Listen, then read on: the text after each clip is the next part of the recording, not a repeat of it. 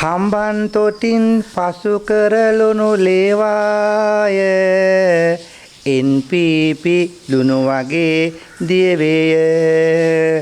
මෙන්න බලන්න ලුණු ආනයනය කරන තත්ත්වයක් අපි ඇති කරන්නේ නැහැ.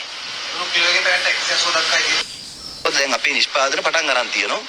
අපි දැනට එලිපන් පාස් වල අලුතෙන් අපේ ලුණු කර්මාශාලාව ආරම්භ කරනවා.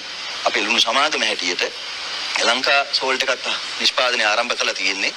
ඒකින්ද ලුණු ප්‍රශ්නයක් වෙන්නේ නැහැ. මම සහතිකයක් දෙනවා නැවත ලංකාවට කවදාවත් මේ විදියට පිටරට ලුණු ආනයනය කරන තත්ත්වයක් අපි ඇති කරන්නේ නැහැ. හඳුන්නැති මහත්තයෝ මම අහන්න කැමති ඔබතුමාලගේ බොරු බයිලා වලට මිනිස්සු රැවටුණා. අදත් රැවටුණා, එදත් රැවටුණා, කවදාත් රැවටුණා. දැන් මේ බයිලා කෙලිය කියලා ඇති. දැන් ජනතාවට ලුණු ටිකක්වත් දෙන්න බැරි වත්මන් රජය දැන් මේ ජනතාවට මොනවද බයිලා කෙලින්නේ? පසුගිය රජයේ හදපු දේවල් විවෘත කරා, ලුණු ටික බැලුවා, දුන්නා. අන්තිමට ඒ ලුණු ටිකක් දැන් මිනිසුන්ට කන්න දෙන්න විදියක් නැහැ. ලුණු ඇත්තේම නැහැ. ලුණු කියා ගන්නත් විදියක් නැහැ. අපේ රටේ ලුණු නිෂ්පාදනය කරලා විදේශ රටවල වලට ලුණු යවන්න සූදානම් කරව වත්මන් රජය දැන් ආපස්සට විදේශ රටවල ලුණු ලංකාවට ගෙන්නන්න සූදානම් කරලා තියෙන්නේ. කොහොමද ඩීල් එක? සාක්කුවට කීයක් යයිද? උණුත් එකයි මුණුත් එකයි කරුණා කළා ජනතාවට උසහන හොඳටම ඇති. කාලා වරයකු දැන් සැපද? දැන් අර එක එක മന്ത്രിවරු ඇමතිවරු කියන වත්මන් රජේ ඒ කාලේ දැන් සැපද ලුණු කෑවා සැපද ලුණු කෑවා සැපද දැන් මං අහන කරේ ජනතාව ලුණු කෑවා සැපද කියලා අහන්නයි. ලුණු ටිකක්වත් හරියාකාරව නිෂ්පාදනය කරන්න බැරි මේ වත්මන් රජයේ ආයේ මොනවට කතා කරන්නද? ඒ වගේම තමයි ඩයස්පෝරාවට ඕන විදිහට වත්මන් රජය ක්‍රියාත්මක කිරීම සම්බන්ධව අපි මහත්යේ කනගාටු ලක් කරනවා. ජන සංහාරයක් කොහෙද සිද්ධ වුනේ? ලංකාවේ ජන සංහාරයක් සිද්ධ වුණේ නැහැ. කොළඹ දිස්ත්‍රික්කයේ වැල්ලවත්ත ප්‍රදේශය තුල මේ දමිළ ජනතාව යම් දේශපාලන පක්ෂයක් යම් කෙනෙක් යම් හස්තියක් මේගොල්ලන් අවුස්සලා දානවා. මේගොල්ලන් දැන් ATT ත්‍රස්තවාදී මිය ගියා ඒ අය සමනුම් කරන්න. එතකොට අපේ රටේ සිංහල දමිළ මුස්ලිම් රටේ ජීවත් වෙච්ච ජනතාව ඉතා සමගින් ජීවත් වෙච්ච රටක්.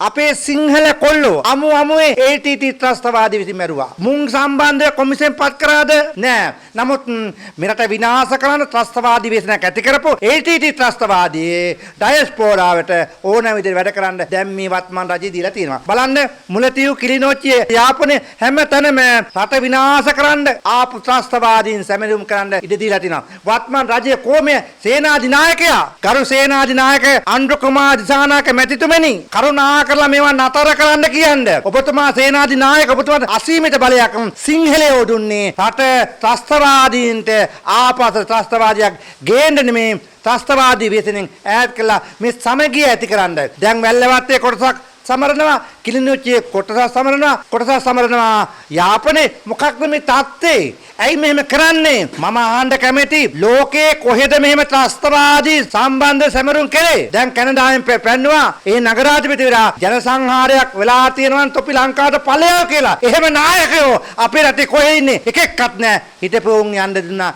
සිංහලයනේ දැන් කල්පනා කරපියව දැන් තොපිට ඔක්කොමට සැපද කියලා. එදා තමුන්නාස්ලගේ වටිනා ඡන්දය එනසෙත් පෙරමුණ ට්‍රැක්ටරේ දුන්නා නම් රට මෙහෙම අගාධයට යන්නේ නැහැ. IMF එකේ සල්ලි ටික තියෙනකන් තොපිට පඩි දෙන්න පුළුවන්, කන්න දෙන්න පුළුවන්, කොම දෙන්න පුළුවන්. IMF එකේ සල්ලි ගෙවන්න ගත්තට පස්සේ ආපස්සට ඩයස්පෝරාව ළඟට මේගොල්ලන් ගිහලා අනේ මල්ලියේ දීපල්ලා රට ඔබලා දෙන්නම් කියලා ගිවිසුමක්වත් තියනවාද?